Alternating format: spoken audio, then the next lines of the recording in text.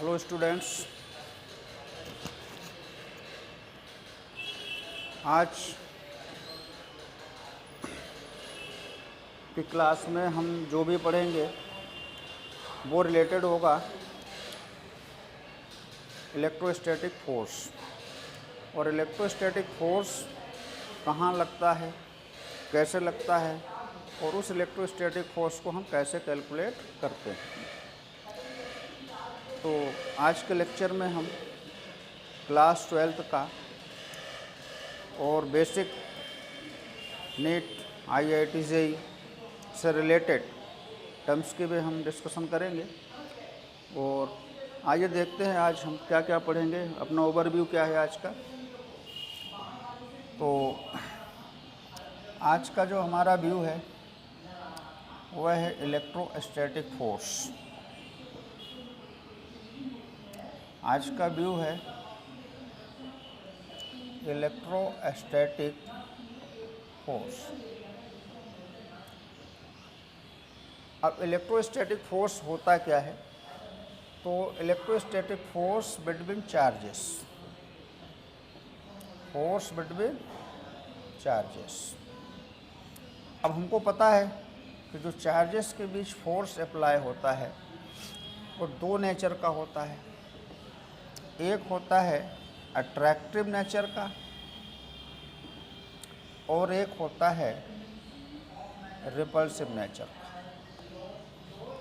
किस कंडीशन पे force attractive होता है और किस कंडीशन पर फोर्स रिपल्सिव होता है ये आप जानते भी होंगे। अगर नहीं जानते हैं तो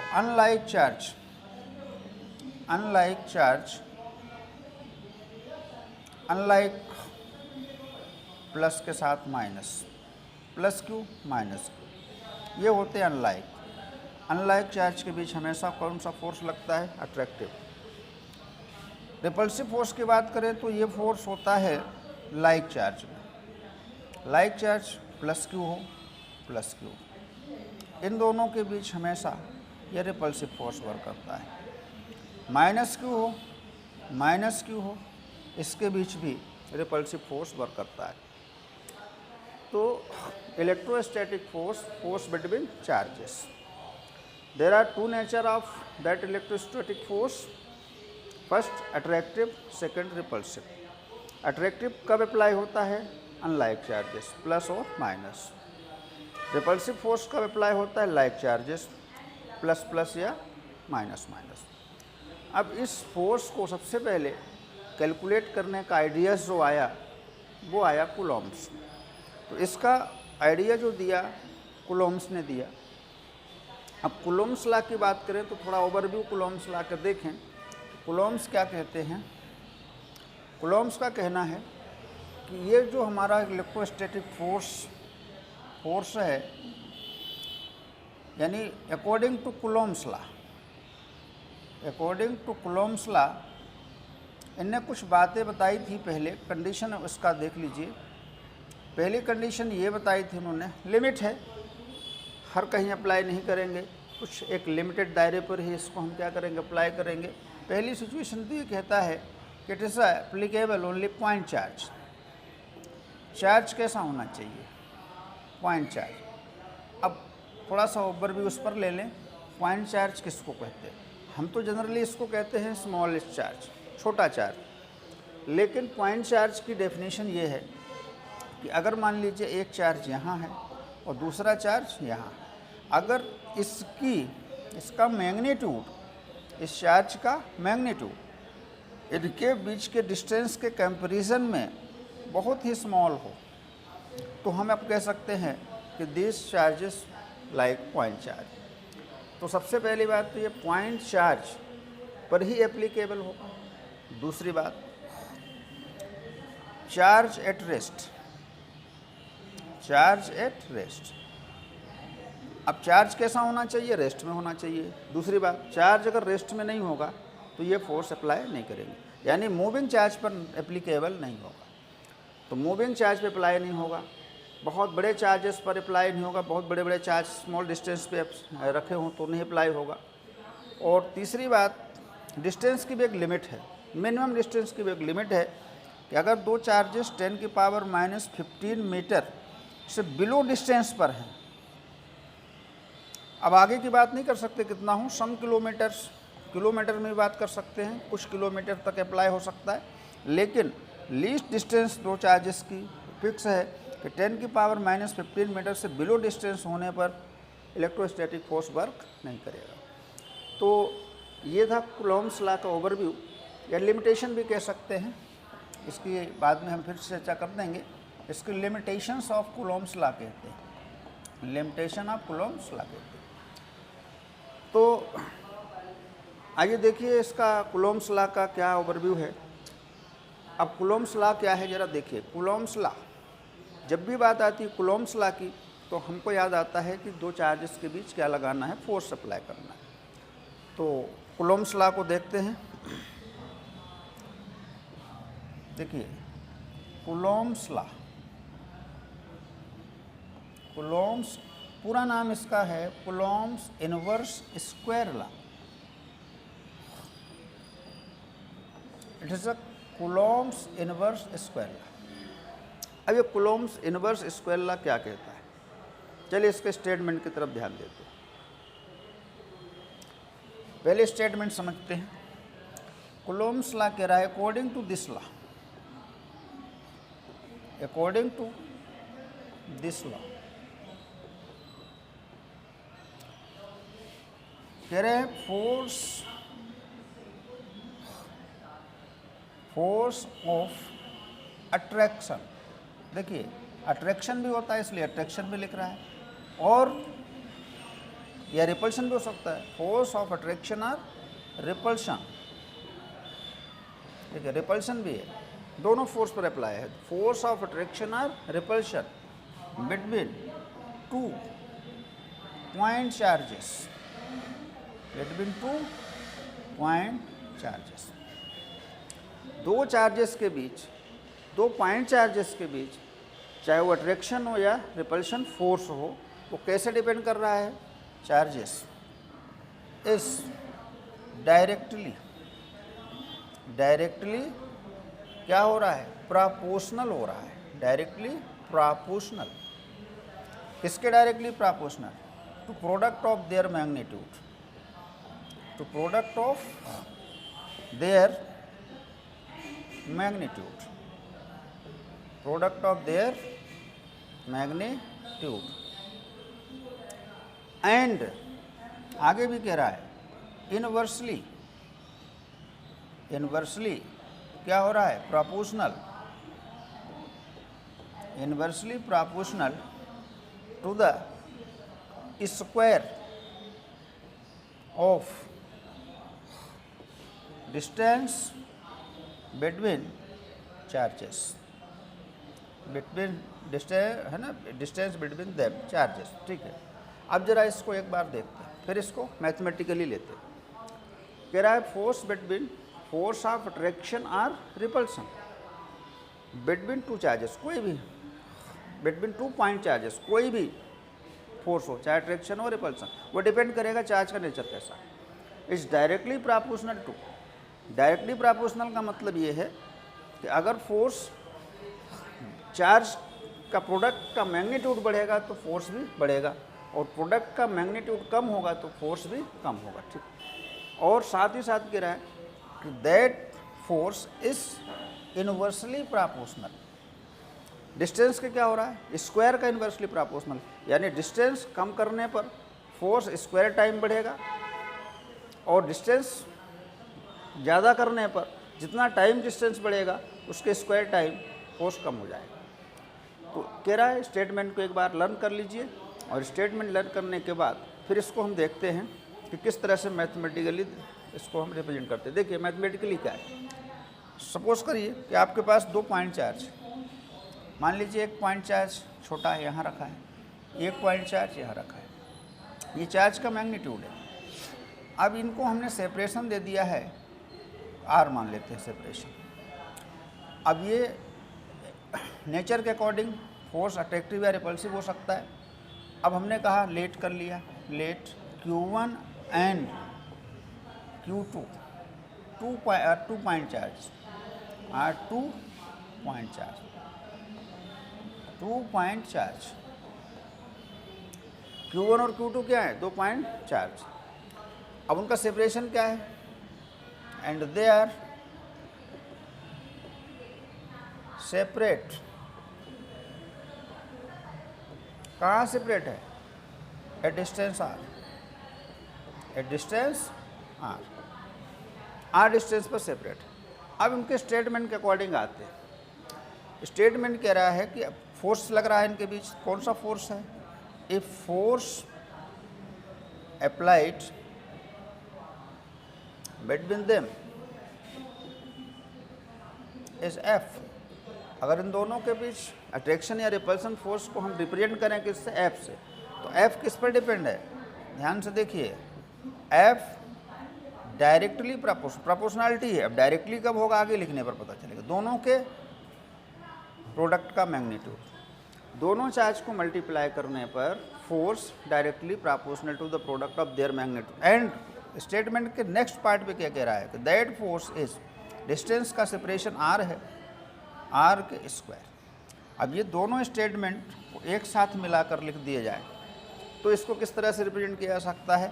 दोनों स्टेटमेंट देखिए एक साथ लिखने पर, देखिए F proportional to Q1 Q2 by distance का स्क्वायर, ये हो गया आपका एक साथ।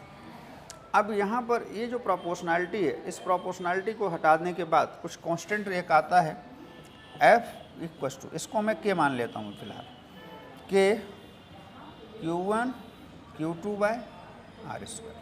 अब इस के की बात करें, बहुत सारे कांस्टेंट ऐसे होते हैं जो इफेक्ट नहीं डालते हैं, लेकिन यहाँ पर के का इम्पोर्टेंस रोल होगा।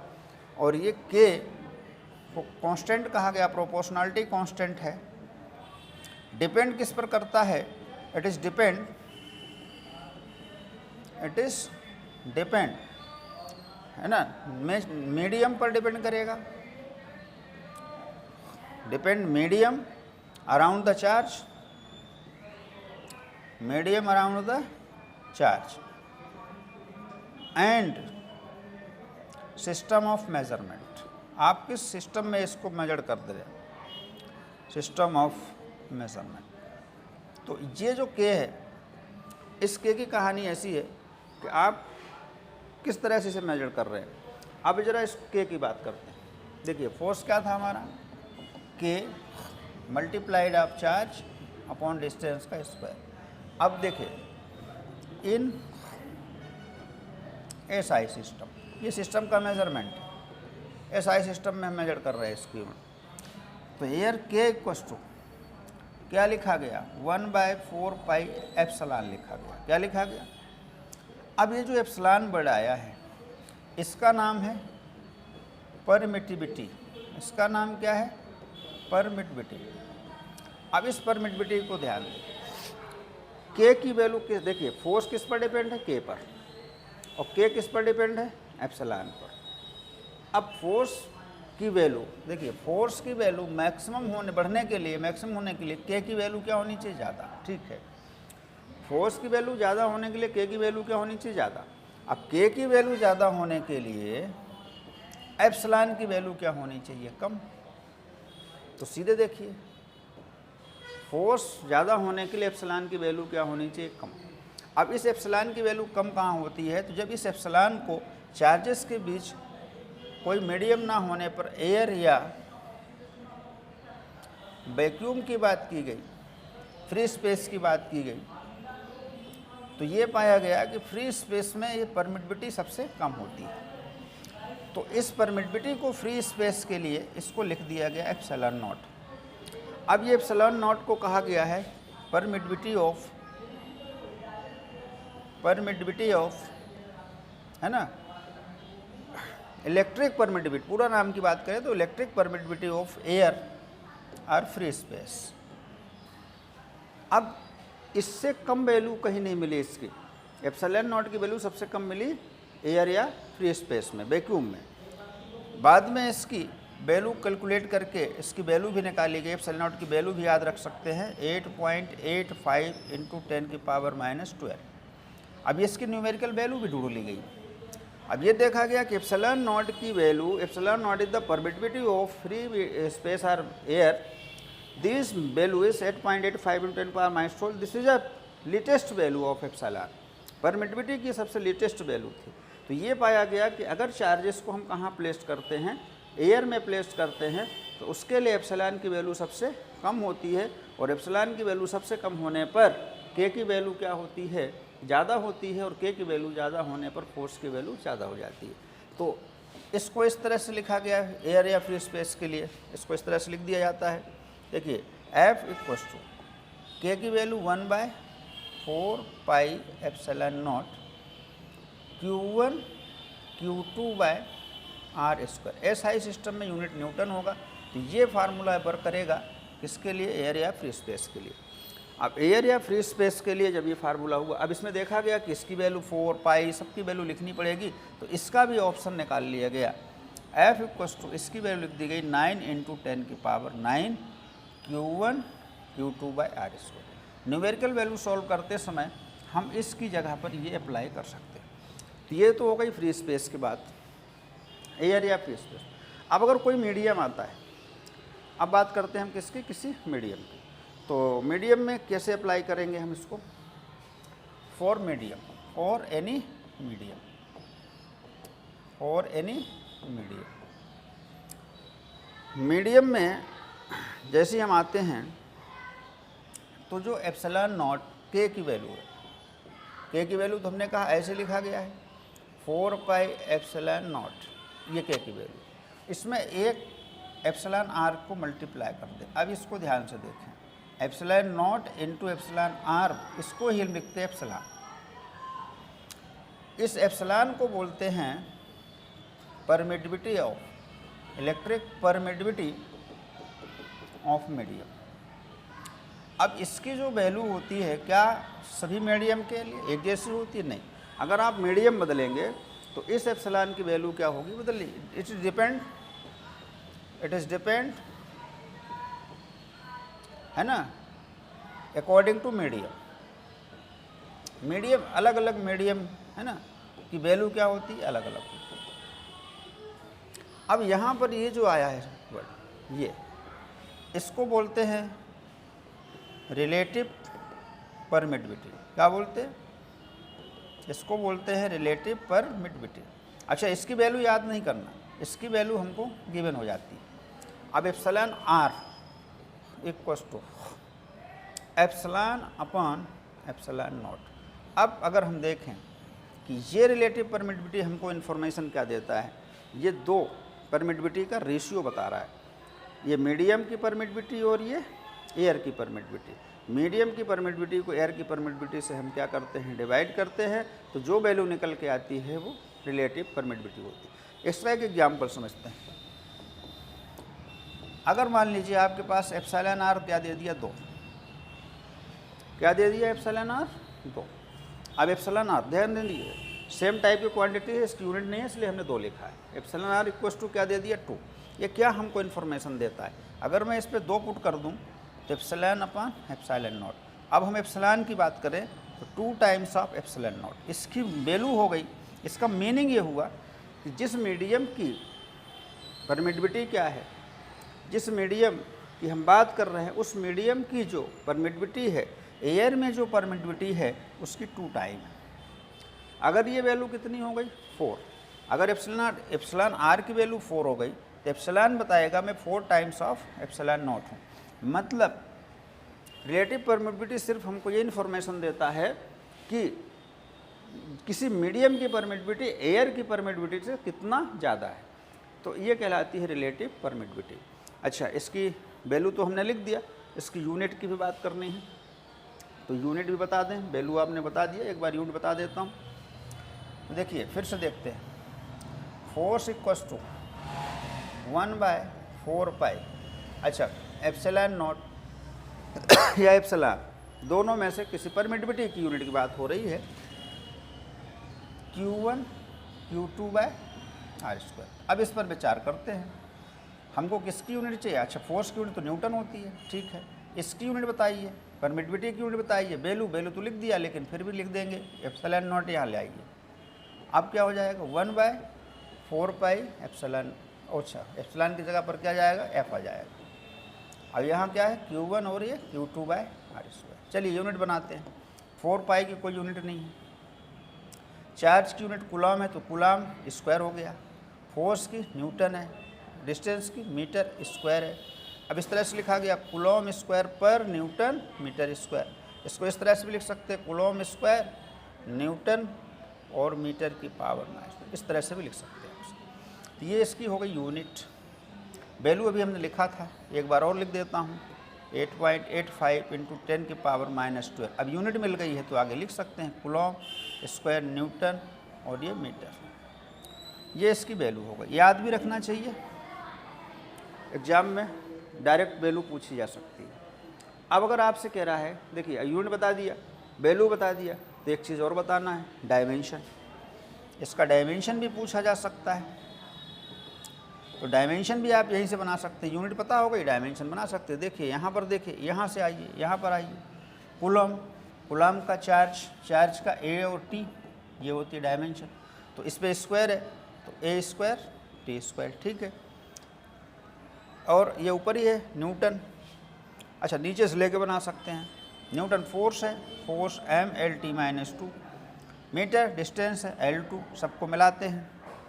m देखिए ऊपर लेते हैं m ऊपर गया m-1, L ऊपर गया 3 होकर के L-3, T ऊपर गया 2 हो गया प्लस T4, A ऊपर ही है A²। ये इसकी क्या हो जाती है, इसका डायमेंशन हो जाता है। तो इस तरह से कूलम्स लॉ से हम क्या ऑब्जर्व करते हैं, फोर्स बिटवीन टू चार्जेस को सॉल्व करने के लिए पहले इस कूलम्स लॉ को एक बार फिर से देख लीजिए, क्या क्या हमने देख लिया।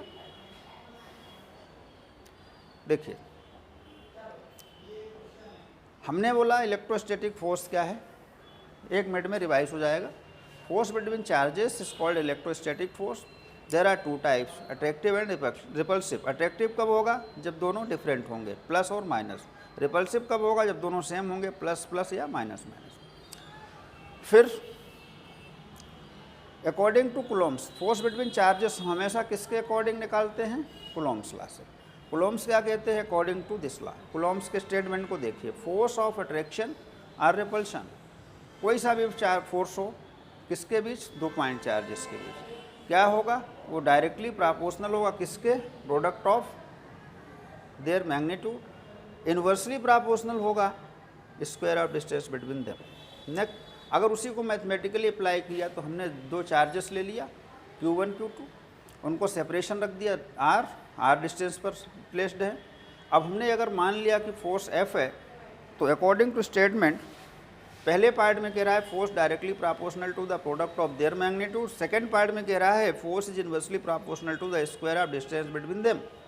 साथ में लिखने पर ये मिलेगा, इस प्रोपोर्शनलिटी को हटाने पर आपको क्या मिलेगा, K मिलेगा। अब इस K के बारे में थोड़ा 2-5 मिनट खर्च करके और इसको देखना है कि ये डिपेंड करेगा मीडियम पर, डिपेंड करेगा यूनिट के सिस्टम पर। अब हमने क्या देखा, इस सिस्टम में हमने देखा K की वैल्यू ऐसी लिखाती है। अब देखिए K डायरेक्ट किस पर डिपेंड हो गया, एप्सिलॉन पर, क्योंकि 4 और पाई तो कांस्टेंट है, उनकी वैल्यू चेंज नहीं होगी, तो K उस पर डिपेंड नहीं है, सिर्फ एप्सिलॉन पर डिपेंड है। इसका नाम है इलेक्ट्रिक परमिटिविटी। क्या नाम है, इलेक्ट्रिक परमिटिविटी। अब इलेक्ट्रिक परमिटिविटी किसकी है, ये मीडियम की है। चलिए अब हमने देखा कि ये वैल्यू कम कहाँ मिलेगी, जिससे कि हमारा क्या हो जाए, कांस्टेंट K बढ़ जाए और फोर्स ज़्यादा हो जाए। तो ये चेक हुआ, एयर में, वैक्यूम में, फ्री स्पेस में इसकी वैल्यू सबसे कम होती है, तो इसका रिप्रेजेंटेशन एप्सिलॉन के साथ नॉट लगा दिया। नॉट लगा होगा, एयर या फ्री स्पेस को रिप्रेजेंट करेगा, इसकी वैल्यू ये है। अब इसको एयर के लिए हमें यूज करना है, तो ये वाला कांस्टेंट F की जगह ये देखिए यहाँ पर एप्सिलॉन नॉट रखना है। सबको सॉल्व करके भी और समस्या सॉल्व कर दी गई, इसकी पूरी वैल्यू ये हो गई। लेकिन ये तभी अप्लाई करना है जब चार्जेस के बीच फ्री स्पेस हो, एयर हो, और ये फार्मूला हो गया। नेक्स्ट K की वैल्यू किसके लिए आए, मीडियम के लिए, तो एप्सिलॉन नॉट एप्सिलॉन r, इसका नाम दिया गया है एप्सिलॉन, और इस एप्सिलॉन को बोलते हैं परमिटिविटी ऑफ मीडियम। और it's value depend upon the nature of medium. अलग अलग मीडियम के लिए इसकी वैल्यू अलग अलग होती है। ये जो वैल्यू है इसको रिलेटिव परमिटिविटी बोलते हैं। रिलेटिव परमिटिविटी मतलब मीडियम में और एयर में जो चार्जेस के बीच फोर्स का रेशियो है वो कितना है। इससे ये पता चलता है, अगर हमको एप्सिलॉन आर पता है तो इसका मतलब ये पता चल जाएगा कि किसी मीडियम में जो फोर्स है वो एयर के कंपैरिजन में कितना टाइम्स कम या ज़्यादा है। इसको इस तरह से रिप्रेजेंट करते हैं। नेक्स्ट, उस वैल्यू को यहाँ पर पुटअप कर दिया, यूनिट सॉल्व कर लिया, डायमेंशन सॉल्व कर लिया, और आखिरी में एक ओवरव्यू और दे देता हूँ। कंडीशंस की बात हमने करी थी, यहाँ पर सेपरेट दे देता हूँ। Limitation of Coulomb's law. Coulomb's law की लिमिटेशन भी याद रखना है। हालांकि शुरू में बता दिया हूँ लेकिन आखिरी में भी बता दूँ कि ये कहाँ कहाँ एप्लीकेबल होता है। तो यहाँ पर लिख सकते हैं it is applicable only point and rest charge. It is not applicable for moving charge. Moving charge पर अप्लाई नहीं होगा, कभी अप्लाई करने की कोशिश मत करिए। दूसरा, डिस्टेंस की बात हो रही थी तो it is not applicable below 10⁻⁻15 meter distance. इससे छोटे डिस्टेंस पर एप्लीकेबल भी नहीं होगा। तो इस तरह से आखिरी में ये भी याद रखेंगे। और रेस्ट चार्ज और मूविंग चार्ज में थोड़ा डिफरेंस देखिए। रेस्ट चार्ज में ही कूलोम्ब्स लॉ अप्लाई होगा, मूविंग चार्ज में अप्लाई नहीं होगा। तो ये तो था हमारा कूलोम्ब्स लॉ। अब अगर देखते हैं कूलोम्ब्स लॉ के बाद हम थोड़ा सा और बात करेंगे। देखिए, नेचर में कुछ ऐसे फोर्स होते हैं, जैसे लास्ट ईयर में हमने पढ़ा था, एक फोर्स पढ़ा था ग्रेविटेशनल फोर्स।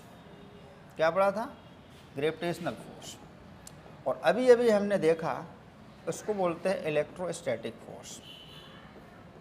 ग्रेविटेशनल फोर्स और इलेक्ट्रोस्टैटिक फोर्स, ये दो फोर्स हमने नेचर में देखा है। ये कहाँ लगता है सबको पता होना चाहिए, अभी अभी बताया गया।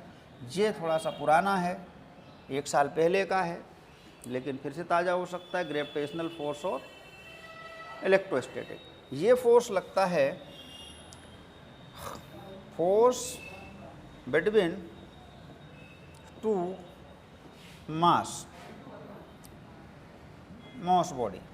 कोई ऐसी बॉडी जिसमें क्या हो, मास हो। तो ग्रेविटेशनल फोर्स डिपेंड करता है किस पर? मास पर। किसी बॉडी पर मास है, दो बॉडीज़ हैं, एक दूसरे पर अप्लाई हो जाता है। ये कहाँ लगता है? अभी अभी देखा, ये फोर्स बिटवीन टू चार्ज है। फोर्स बिटवीन टू चार्ज, दो चार्ज के बीच ये क्या होता है? अप्लाई होता है। ये कहाँ अप्लाई होता है? दो मास के बीच अप्लाई होता है। अब इसको आपसे ये भी जानना ज़रूरी है कि दोनों फोर्स में बेसिक क्या डिफरेंस है। अच्छा, डिफरेंस ही नहीं है, दोनों फोर्सेस में कुछ एक जैसी बातें, सिमिलैरिटीज़ भी है। तो थोड़ा सा हम इस पर देखते हैं। अच्छा, इसके फार्मूले देख लेते हैं। इसका फार्मूला होता है फोर्स इक्वल्स टू, यहाँ जी कांस्टेंट आता है, मास का मल्टीप्लाई होता है, डिस्टेंस का स्क्वायर होता है। यहाँ जो फोर्स आता है, फोर्स यहाँ कांस्टेंट के होता है, चार्जेस का मल्टीप्लाई होता है और डिस्टेंस का स्क्वायर आता है। कुछ एक जैसी चीज़ें तो दिखाई दे रही है इसमें। तो क्या क्या एक जैसी बातें हैं, पहले हम इसकी बात सिमिलैरिटीज़ की बात कर लेते हैं। सिमिलैरिटीज़ क्या है दोनों फोर्स में, ये भी अपन को ध्यान रखना है। चलिए, एक तरफ लिख लेता हूँ इलेक्ट्रोस्टैटिक फोर्स और एक तरफ लिख लेता हूँ ग्रेविटेशनल फोर्स। ये पता है चार्ज के बीच और ये पता है फोर्स मास के बीच। इसका फार्मूला लिख लेता हूँ। फोर्स इक्वल्स टू के Q1 Q2 बाय डिस्टेंस का स्क्वायर। यहाँ फोर्स इक्वल्स टू जी मास का प्रोडक्ट अपन दोनों के बीच डिस्टेंस का स्क्वायर। अब इसमें सिमिलर बातें करेंगे। सिमिलर, तो सबसे पहले सिमिलर बात क्या है? सबसे पहले सिमिलर बात है कि अकेले हम देखिए फोर्स और डिस्टेंस को रिलेट करें तो 1/r²। यहाँ अकेले हम फोर्स की बात करें तो फोर्स इक्वल्स टू 1/d²। ज़रा इस फोर्स को देखें, दो चार्जेस के बीच डिस्टेंस के स्क्वायर का इन्वर्सली प्रोपोर्शनल है, दो मासेस के बीच का फोर्स डिस्टेंस के स्क्वायर के इन्वर्सली प्रोपोर्शनल है। मतलब दोनों ही फोर्स कैसे हैं, दोनों फोर्स इन्वर्स स्क्वायर लॉ के अकॉर्डिंग बने हुए हैं। यानी हम कह सकते हैं कि ये फोर्स भी इन्वर्स स्क्वायर लॉ को ओबे करता है और ये फोर्स भी इन्वर्स स्क्वायर लॉ को ओबे करता है। सबसे इम्पोर्टेंट बात। दूसरी एक जैसी सिमिलरिटीज़ की बात कर रहे हैं। अब अगर मैं दो चार्जेस Q1 एंड Q2 कहाँ प्लेस्ड हैं, एयर में, तो ये force electrostatic force applicable in air, vacuum air free space. अच्छा, इसमें भी अगर दो मास बॉडी M1 और M2 एयर में प्लेस्ड किए गए हैं, ये भी एयर या वैक्यूम में अप्लाई हो जाते हैं। मतलब दोनों की दूसरी सिमिलरिटीज ये है कि दोनों ही फोर्स एयर में अप्लाई हो जाते हैं। तीसरी बात देखते हैं, अगर एक चार्ज की बात करें Q1 और दूसरा चार्ज Q2, ये इसको रिपेल करेगा या अट्रैक्ट करेगा तो इसके सेंटर के डायरेक्शन से ही जाएगा, और ये अगर इसको रिपेल करे या अट्रैक्ट करेगा तो भी इसके सेंटर के डायरेक्शन पे आएगा। सेंटर के डायरेक्शन पर लगने वाला फोर्स कौन सा फोर्स हो गया, ये सेंट्रीपिटल फोर्स हो गया। अच्छा, यहाँ पर भी एक मास M1 दूसरे मास M2 को अट्रैक्ट करेगा तो अट्रैक्शन का जो फोर्स का डायरेक्शन है वो हमेशा दोनों मास के सेंटर की तरफ रहेगा, तो इट इज़ अ सेंट्रीपिटल। यानी ये फोर्स भी क्या है, सेंट्रीपिटल है। दोनों फोर्स दोनों चार्जेस या दोनों मासेस के सेंटर के डायरेक्शन पे ही एक्ट होते हैं, इसलिए इनका नाम रखा गया centripetal force. That is next. एक और सिमिलरिटी की बात कर लेता हूँ, कंजर्वेशन की। तो देखिए कौन सा फोर्स कंजर्वेटिव होता है। कंजर्वेटिव फोर्स का मतलब होता है कि जब दोनों चार्ज मतलब दो ऑब्जेक्ट के बीच जो फोर्स होता है ना, वो फोर्स पाथ पर डिपेंड नहीं करता, नेचर ऑफ पाथ पर डिपेंड नहीं करता, उसको बोलते हैं कंजर्वेटिव फोर्स। अब कंजर्वेटिव फोर्स, तो ये भी रास्ता कैसा है, रास्ते पर डिपेंड नहीं है, ये भी कैसा है, रास्ते पर डिपेंड नहीं है। कुल मिलाकर के दोनों ही कंजर्वेटिव हैं। अच्छा, वो सारे फोर्स जो पाथ इंडिपेंडेंट होते हैं कंजर्वेटिव होते हैं। अच्छा, कंजर्वेटिव की और बहुत सारी बातें होती हैं। कंजर्वेटिव फोर्स एक कंप्लीट साइकिल में, क्लोज साइकिल में कंप्लीट वर्क 0 आता है, बहुत सारी बातें हैं, लेकिन फिर भी इतनी सी बात याद रखें, 3 और 4 4 एक जैसी बातें इसके अंदर हमने बता दी आपको। अब कुछ बातें ऐसी करनी हैं जो दोनों में अलग है। फिर से देखते हैं, electrostatic force, gravitational force. Electrostatic force का फार्मूला फिर से लिखता हूँ, K Q1 Q2/r², F equals to G M1 M2 distance का स्क्वायर। अब डिससिमिलरिटीज़ की बात हो रही है। डिससिमिलरिटीज़ अलग बातें, थोड़ी सी ध्यान रखना है। अब डिससिमिलरिटी में सबसे इम्पोर्टेंट फैक्ट्स ये है कि इसमें पहली बात देखिए, चार्ज के बेसिस पर डिपेंड करेगा। अगर चार्ज अनलाइक हैं तो अट्रैक्टिव हो जाएगा, लाइक हैं तो रिपल्सिव हो जाएगा। तो इसमें दो नेचर होते हैं, it have two nature, attractive and repulsive. पर यहाँ पर इट इज़ ओनली, ये हमेशा अट्रैक्ट ही करता है, कभी रिपेल नहीं करता, तो it is only attractive nature, है ना। तो ये पहली बात देखिए, दोनों का नेचर देखिए। इलेक्ट्रोस्टैटिक फोर्स अट्रैक्शन भी होता है, रिपल्शन भी होता है, इसमें केवल अट्रैक्शन होता है। दूसरी बात, सबसे इम्पोर्टेंट बात ये है कि यहाँ पर ये जो कांस्टेंट है कि डिपेंड इन अपॉन मीडियम, ये मीडियम पर डिपेंड हो गया, डिपेंड अपॉन मीडियम। मीडियम है, फ्री स्पेस है, एयर है, मतलब मीडियम बदलता जाएगा ये फोर्स, यानी एफ किस पर डिपेंड हो गया, के पर। लेकिन यहाँ पर देखा जाए तो ये जो जी है, जी यूनिवर्सल है, जी किसी पर डिपेंड नहीं है। पूरी यूनिवर्स में जी की वैल्यू फिक्स है, 6.67 × 10⁻⁻11, ये वैल्यू फिक्स है, इस वैल्यू को आप नहीं बदल सकते। तो दूसरी अलग बातें हैं। तीसरी बात, इलेक्ट्रोस्टैटिक फोर्स और ग्रेविटेशनल फोर्स बहुत स्ट्रॉन्ग फोर्स है, it is strong it is strong force, very strong force. और ये बहुत ही वीक फोर्स होता है, इट इज़ वीक फोर्स। अब वीक और स्ट्रॉन्ग कितना है, देखिए ये बहुत स्ट्रॉन्ग फोर्स है और ये बहुत ही वीक फोर्स होता है। तो नेचर में हमारा जो इलेक्ट्रोस्टैटिक फोर्स है और ग्रेविटेशनल फोर्स है, इन दोनों को हम कंपेयर करके भी रखना चाहिए। नॉलेज अच्छा होना चाहिए इनके बारे में, ताकि हम जहाँ कभी भी इनकी बात हो अच्छे से कर पाएँ। अब कितना स्ट्रॉन्ग है कितना वीक है, इसके लिए आपको आगे बताएंगे हम, है ना। अलग अलग लगभग रेंज होती है। एफ इलेक्ट्रोस्टैटिक 10 के पावर 34 टाइम्स से लेकर के 39 टाइम्स तक वेरी करता है F gravitational. F gravitational force से इलेक्ट्रोस्टैटिक फोर्स इतना टाइम ज़्यादा स्ट्रॉन्ग होता है। अब वो डिपेंड करेगा कि किस पे हम अप्लाई कर रहे हैं। अगर आप चार्ज को ही ले लें, अगर मैं इलेक्ट्रॉन और प्रोटॉन की बात करें तो इलेक्ट्रॉन का मास अलग होता है, प्रोटॉन का मास अलग होता है। इनके बीच ग्रेविटेशनल निकाले, इलेक्ट्रोस्टैटिक निकाले, अलग रेंज मिलेगी। इलेक्ट्रॉन इलेक्ट्रॉन के बीच निकालें, अलग रेंज मिलेगी। प्रोटॉन प्रोटॉन के बीच निकालें, अलग रेंज मिलेगी। रेंज वेरी करता है 34 से 39 टाइम्स तक। तो ये था हमारा कूलॉम्स लॉ, और कूलॉम्स लॉ को ठीक तरह से आप लोग स्टडी कर लीजिए। इसके जस्ट बाद हम अगला लेक्चर लेकर जल्दी ही आएंगे, और उसके आगे हम फोर्स से रिलेटेड कुछ और बातें करेंगे। इक्विलिब्रियम की बात होगी, इलेक्ट्रिक फील्ड की बात होगी। तो सबसे पहले आज आप लोग इतना रिवाइज कर लीजिए। और ये वीडियो जब बनाया जा रहा है तो ये स्वतंत्रता दिवस की पूर्व संध्या पर बनाया जा रहा है, इसलिए सबके लिए एक अच्छा मैसेज है। आप इसे आसानी से पढ़िए, और सभी बच्चों को, सभी स्टूडेंट्स को, जो भी देखें इसको, उन सभी को स्वतंत्रता दिवस की हार्दिक शुभकामनाएं। और हम एक मैसेज भी दे रहे हैं कि आप स्वतंत्रता दिवस को ठीक तरीके से मनाएं, और इसे मनाते समय बहुत सारी सावधानी रखें, कहीं कोई गड़बड़ ना होने पाए। हम अपने देश का सम्मान करें। जय हिंद, जय भारत।